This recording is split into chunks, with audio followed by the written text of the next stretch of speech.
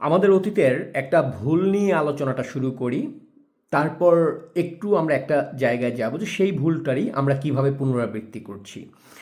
অতীতে আমরা ভুল যেটা করেছিলাম 1971 সালে বাংলাদেশ স্বাধীন হবার পরে আমরা যারা মুক্তিযুদ্ধের পক্ষের শক্তি বা যারা মুক্তিযুদ্ধে বিশ্বাস করি, আমরা ভেবেছিলাম আমরা তো জয়ী হয়েই গেছি। সো এই দেশ আমাদের, এই দেশে মানে আর কোনো আমাদের হুমকি নেই, আর কোনো আমাদের রিস্ক নেই, মুক্তিযুদ্ধের আদর্শ নিয়ে কাজ করবার কোনো প্রয়োজন নেই, এই দেশের স্বাধীনতার যে ইতিহাস সেই ইতিহাস তরুণ প্রজন্মের কাছে তুলে ধরার কোনো প্রয়োজন নেই, কারণ আমরা স্বাধীন হয়ে গেছি। সো আমাদের জীবনে আর কোনো দুঃখ কষ্ট নাই, আমাদের জীবনে একটাই যুদ্ধ হয়েছিল, আমরা জিতে গেছি মানে শেষ। তো আমরা এই যে বিজয়ের আনন্দ নিয়ে গত 50 বছর ঘুমায়েছিলাম, কিন্তু যারা একাত্তরের পরাজিত শক্তি ছিল, সেই পরাজিত শক্তি জামাতের মতো যে জঙ্গি গোষ্ঠী, যারা একাত্তরে এই দেশের জন্মের বিরোধিতা করেছিল, এই দেশে গণহত্যা চালানোয় সহযোগিতা করেছিল, সরাসরি গণহত্যায় অংশ নিয়েছিল, সেই জামায়াত কিন্তু, পাকিস্তান কিন্তু তাদের যে পরাজয়ের যন্ত্রণা সেটা ভোলেনি।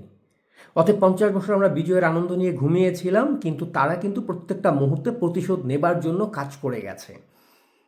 তারা নিজেদেরকে সংঘবদ্ধ করেছে, তারা নিজেদেরকে শক্তিশালী করেছে, তারা গণমানুষের কাছে গিয়েছে, মানুষের কাছে নিজের যে মিথ্যাচার, নিজের যে ভণ্ডামো, নিজের যে চরিত্রহীনতা, ধর্মের দায় দিয়ে সব কিছু ঢেকে মানুষের কাছে নিজেকে ফেরেশতা হিসেবে উপস্থাপন করার চেষ্টা করেছে।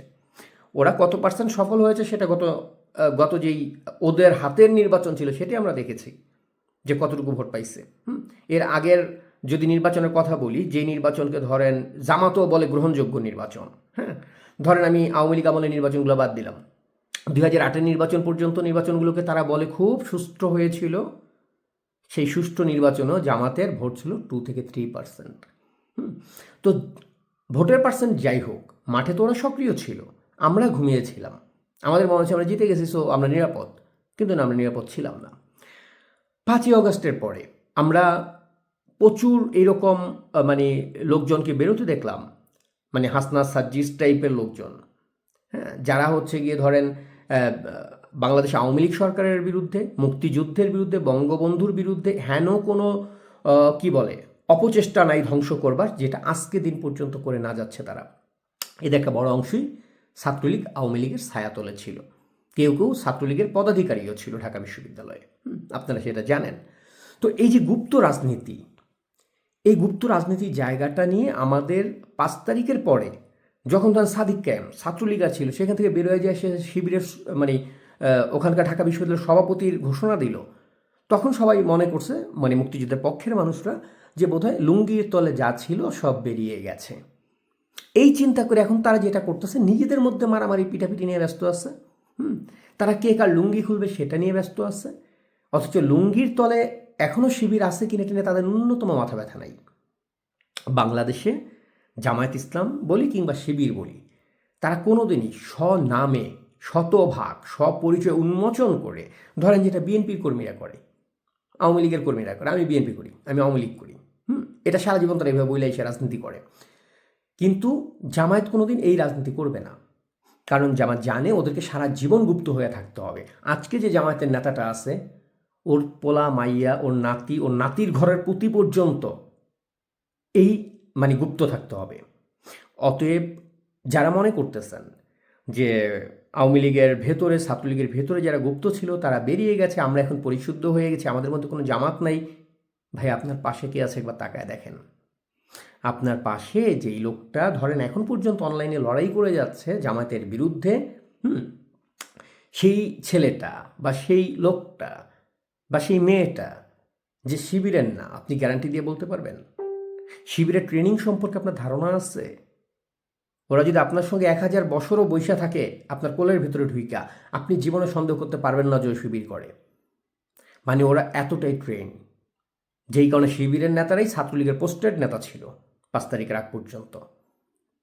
আজকেও শিবির হয়তো বড় জোর তার বিভিন্ন জায়গায় গুপ্তভাবে যাদেরকে মানে বসানো ছিল, তাদের মধ্যে হয়তো আমার ধারণা ধরেন 40%কে বের করে নিয়ে গেছে। যেহেতু ফিল্ড রাজনীতি করতে হবে, 40%কে নির্দেশনা দিয়েছে কেন্দ্র থেকে যে তোমরা শিবিরের পরিচয়ে প্রকাশ্যে আসো। বাকি 60% এখন পর্যন্ত আপনার আমার আশেপাশে বাম রাজনৈতিক কর্মী, আওয়ামী লীগের রাজনীতির কর্মী, ছাত্রলীগের রাজনীতির কর্মী, হ্যাঁ, বিভিন্ন লেবাসে তারা আপনার আমার চারপাশে বসে আছে। আমরা সেই জায়গাটা, সেই যে ৭১-এ জিতে গেছিলাম, পরে সব ভুলে গেছিলাম, সেইভাবে করে আবার রিপিট করতেছি। আমরা ভুলে গেছি গুপ্তদের কথা, আমরা নিজেরা কামড়াকামড়ি করতেছি। আজকে এই কথাটা বলবার মানে কারণ যেটা, সেটা হচ্ছে আমার এক বন্ধু, আমার স্কুল ফ্রেন্ড, যে শরীয়তপুরে হচ্ছে গিয়ে বিএনপি রাজনীতির সঙ্গে যুক্ত, একদম মানে অনেক আগে থেকেই, কলেজ লাইফ থেকেই সে যুক্ত। সে হচ্ছে আমাকে ফোন করলো। আমি ফোন করে দীর্ঘ সময় আমরা দুই বন্ধু আড্ডা দিলাম। তো ও বিএনপি রাজনীতি করে, কিন্তু ওর মুক্তিযুদ্ধের ব্যাপারে একটা মানে খুব ইমোশনের জায়গা আছে। এবং মজার ব্যাপার হচ্ছে ২০১৩-তে গণজাগরণ মঞ্চে আমার এই বন্ধুটা আসতো এখানে শাহবাগে। তো এসে আমার সঙ্গে স্লোগান টোগান দিত, এইটা ওইটা, মানে খুবই ও এক্সাইটমেন্ট ওর। কিন্তু আমাকে আবার নিষেধ করতো, দোস্ত শরীয়তপুরে করে বলিস না এটা, যে আমি এখানে আসি। তো বিএনপির একটা বড় অংশই আছে যারা আসলে মুক্তিযুদ্ধটাকে ভালোবাসে, যারা জামাতকে মনে প্রাণে ঘেন্না করে, যারা এই রাজাকারের বাচ্চাদের বিরুদ্ধে যে কোনো লড়াইতেও নামতে রাজি তারা। কিন্তু তাদের দুর্ভাগ্য, যেমন আমার বন্ধুটা আজকে বলতেছিল, দোস্ত এমন একটা দল করি, এখন এত বছর করছি, দল তো আর ছেড়ে দেওয়া যায় না হঠাৎ করে। আর ধর আমি ক্ষমতার লোভে না বা কোনো কিছুর লোভে না, কিন্তু এত বছর একটা দল করছি, কিন্তু এই দলের ভেতরে কিছু সময় কথা বললেই বোঝা যায় জামায়াত মাইন্ডের মানুষ কতগুলা। এবং আমার কমিটির ভিতরে যারা আছে তাদের মধ্যে একটা অংশ শিবিরের, এবং তাদের সঙ্গে কথা বললেই বোঝা যায় এরা জামাতপন্থী, কিন্তু তারা বিএনপির পোস্টের হয়ে বসে রয়েছে, ইউনিয়ন বিএনপির। তো ছেলেটা হচ্ছে আজকে আমাকে বলতেছিল এটা। তো এটা শুনে আমার মনে হলো যে বিএনপি আজকে যদি এই পরিস্থিতি থাকে, বিএনপি কিন্তু নিরাপদ না। বিএনপির ভিতরে জামাতের একটা বড় অংশকে ঢুকাইয়া বসায় রাখা হয়েছে। আপনি দেখবেন কোথাও যদি বিএনপি ধরেন কি বলে যে জামায়াতের বিরুদ্ধে কিছু করতে যায়, বিএনপির একটা অংশ এটার বিরুদ্ধে দাঁড়ায়, না না এইসব দ্বন্দ্বে যাওয়া যাবে না, নিজেদের মধ্যে গ্যাঞ্জাম করা যাবে না, আওয়ামী লীগ চলে আসবে কিন্তু, হ্যাঁ ভয় পাও, জামাত আর আমরা একসাথে থাকতে হবে মিলেমিশে ভাই ভাই, অন্যথায় আওয়ামী লীগ চলে আসলে আমাদের সবার খারাপ হয়ে যাবে। তো বিএনপির যারা মুক্তিযুদ্ধের পক্ষে দাঁড়াতে চায়, যারা রাজাকারের বিরুদ্ধে কথা বলতে চায়, তাদের বিরুদ্ধেই বিএনপির একটা অংশ আবার এই ধরনের আওয়াজ তুলতে শুরু করে। এবং সেখান থেকে আমার ওই ফ্রেন্ড আমাকে বলতেছিল যে দোস্ত আমার বিএনপির মধ্যে, আমার কমিটির মধ্যে জামায়াতপন্থী লোক ঢুকে বসে আছে। আমি বলতে পারি না, কারণ আমার কাছে প্রমাণ নাই তো কোনো। কিন্তু জামায়াতের বিরুদ্ধে যখন একটা কথা বলতে যাই কোথাও, সঙ্গে সঙ্গে এরা আমাকে বাধা দেয় যে না, জামাতের সাথে এখন কোনো দ্বন্দ্বে যাওয়া যাবে না। তো এই হচ্ছে গিয়ে সার্বিক অবস্থা। তো আমাদের পক্ষে যারা অন্তত ভাবতেছেন যে জামায়াত শিবিরের যারা ছিল আমাদের মধ্যে থেকে বেরিয়ে গেছে, তারা ভুল করতেছেন। আপনার পাশে যে ছেলেটা আছে, হতে পারে সেই ছেলেটা কোনো একটা কমিটির ধরেন কোনো একটা পদে আছে, আপনি তাকে বিশ্বাস করে বসে আছেন, আপনি নিজেই জানেন না ভাই যে ও জামাত করে কি না। আপনি ওকে বঙ্গবন্ধু কিনে সারাদিন গান গাওয়াতে পারবেন, ওকে কোনোদিন ওর মুখ দিয়ে আপনি না সাইদিকে গালি দেওয়াতে পারবেন না, কিংবা নিজামীকে গালি দেওয়াতে পারবেন না। আবার ধরেন আপনি পারতেও পারেন, ও যদি ওইরকম পদে থাকে, ওর পদ এবং ওর এই গুপ্ত চরিত্র লুকিয়ে রাখার জন্য সেটাও করবে। আপনার সামনে বসে হয়তো সাইদিকে গালাগালি করতেছে, নিজামীকে গালাগালি করতেছে, গোলাম আজমকে গালাগালি করতেছে, আপনি তো দেখেই তার বুকে টাইনা নেবেন। বুকে টাইনা নেবেন, আপনার বুকে ছুরি মারার জন্য জুলাইতে যেমন ওরা বসেছিল আপনার বুকের সঙ্গে লাইগা, এখনও বসে আছে। আওয়ামী লীগের ভেতরে, ছাত্রলীগের ভেতরে কারা রয়েছে আমি জানি না, কত পার্সেন্ট রয়েছে আমি জানি না, কতজন জামায়াতের লোক আওয়ামী লীগ বা ছাত্রলীগের মধ্যে ঢুকে বসে আছে আমি জানি না, এটা আমার জানার সুযোগ নেই আসলে।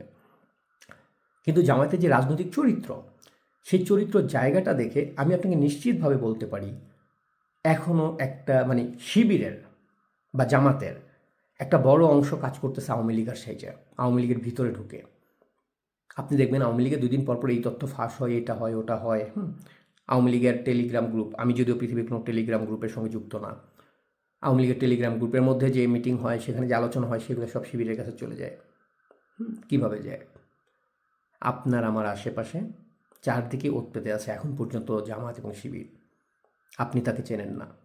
অতএব আপনার দলের ভেতরে আরেকজন যে আছে, তাকে নিয়ে ধরেন সে কোনো পদ পেয়ে যাবে কিনা, সে এটা করবে ওটা করবে, আওয়ামী লীগ আসলে সে কী সুবিধা পেয়ে যাবে, এই আতঙ্কে না থেকে আপনার আশেপাশে যেই ছেলেটা আছে ওকে একটু অবজার্ভ করেন, ওর সম্পর্কে একটু খবর নেন, জানার চেষ্টা করেন। বিশ্বাস করেন আপনি অনেক শিবির বের করে ফেলতে পারবেন। একটু চোখ কান খোলা রাখেন। কারণ ভুইলা যায়েন না জুলাই কীভাবে হয়েছে, ভুইলা যায়েন না কীভাবে প্রতারিত করা হয়েছে বাংলাদেশ ছাত্রলীগকে, কীভাবে ব্যবহার করা হয়েছে বাংলাদেশ আওয়ামী লীগকে। ইতিহাসটা ভুলেন না। গ্যাঞ্জাম নিজেদের মধ্যে করার সময় এটা না। সময় এখন হচ্ছে গুপ্তদেরকে বের করেন, শিবিরের যারা রয়েছে ভেতরে, এবং হচ্ছে কীভাবে আন্দোলনটাকে পরিচ্ছন্ন একটা জায়গায় রাখা যায়, শিবির এবং জামায়াতের হাত থেকে আমাদের আন্দোলনকে রক্ষা করা যায়, এটা নিয়ে ভাবেন। এবং এই ভাবনাটা শুধুমাত্র আপনাকে বলছি তা না, বিএনপির যারা মনে করেন এই ভিডিওটা দেখবেন, আপনাদের কাছে একটা অনুরোধ। আপনারা তো দাবি করেন আপনাদের প্রতিষ্ঠাতা হচ্ছে গিয়ে মুক্তিযুদ্ধের মানে একজন সেক্টর কমান্ডার জিয়াউর রহমান। তো সেই জায়গা থেকে মুক্তিযুদ্ধের প্রতি তো আপনার দায় রয়েছে কিছুটা।